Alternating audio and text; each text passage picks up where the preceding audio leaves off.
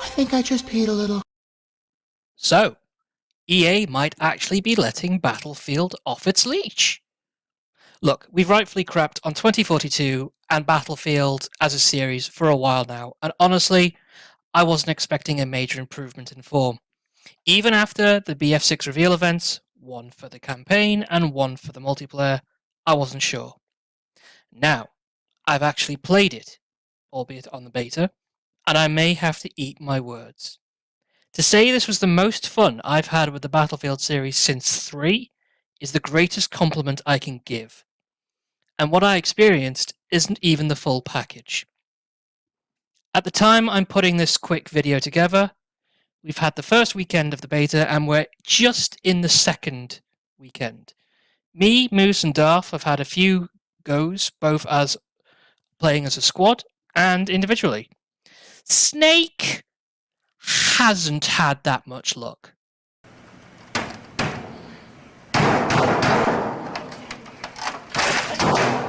Now, when the second weekend is over, we'll probably sort out a full roundtable discussion video on Battlefield 6, but for now, I wanted to put out a quick first impressions, kind of like what I did with Delta Force, to cover a few things that I've liked, and one thing that is sticking out as a little bit of a dark side to this game.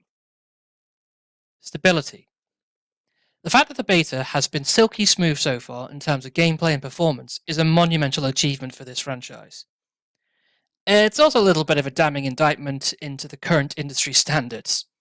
Aside from a few oddities like bodies being absolutely sent after being shot with 12 gauge, and a light glitch that I've seen more in other people's gameplay more than myself, I'd say it's been a resounding success. When you compare it to the 2042 beta, it's night and day. I'd even go as far to say that the performance quality has been better than most recent full releases. Heck, when your main problem in your beta is that the amount of players are clogging up the servers, that's a good problem to have. Helldivers had that problem.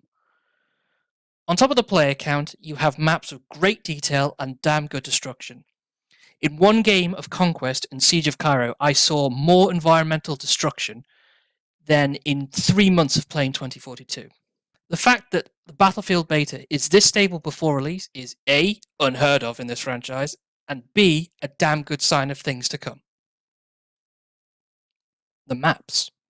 And speaking of Siege of Cairo, boy is it a great map. I've played Breakthrough and Conquest on 3 of the maps, and in Cairo, I found my favourite one so far. I did like the one set in Gibraltar, and the one on the mountain range may be the weakest in the beta, but it's still pretty good. No, they aren't as destructible as Bad Company, and frankly, I don't want that.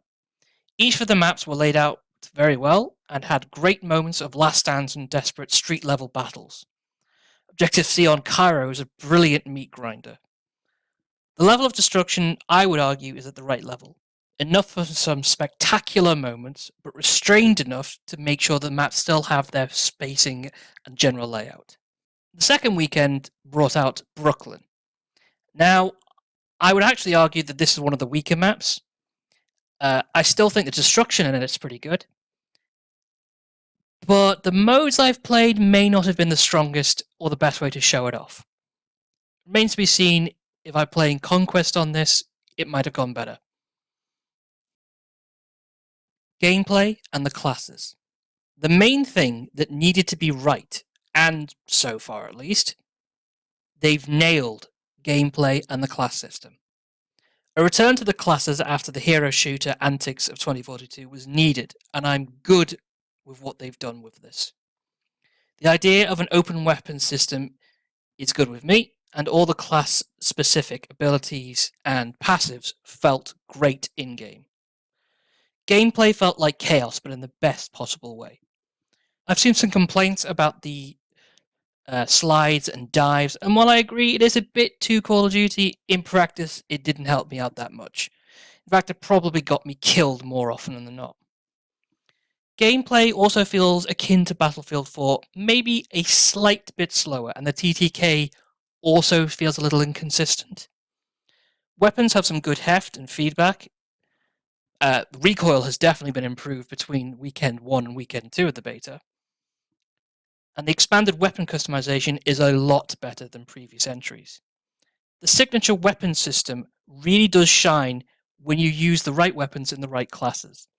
I will say I'm looking forward to the hardcore games when the full release comes out, as 15 shots with a pistol to kill someone feels a little bit too much. Overall, my complaints are minimal. Oh, and I will personally defend the shotgun sending people off like cannons until I die. Rush. Now, the one foible I have with the beta so far. When we were addicted to Battlefield 3, Rush was our main game mode. And given that Battlefield 3 basically ate my second year in uni, I was excited to see this return in the second weekend of the beta. So it really does hurt to say that it does not work. 12v12 in really small maps, it's not as fun as I remember it being. It almost felt restrictive. Brooklyn was the worst example. Way too little space, no real open areas, and it just felt like a mess. Now, my frustration could be down to the fact that people I was playing with didn't really seem to understand the concept of the game mode itself. And I understand how much of a snob that makes me sound, but I stand by it. There was a just definite lack of revives and support play. Maybe there's a chance that feedback from the beta will lead to some changes in this mode. As it is, Rush has been a bit of a disappointment. And while it's not a huge problem, seeing as I have been enjoying Breakthrough and Conquest in the beta, it's a little bit of a pain in the nostalgia feels. So, in conclusion, apart from the Rush game mode being a little bit weak compared to everything else, I'm more than happy with the beta so far. There's a few days left for me to get in as many games as I can, and I'm going to stick by my no pre-order rule. It's going to be very tricky, but I'm going to hold firm on the matter. That being said, really looking forward to the full release, and can only hope this is a sign of good things to come. EA, if you fuck this up, you will never come back from it.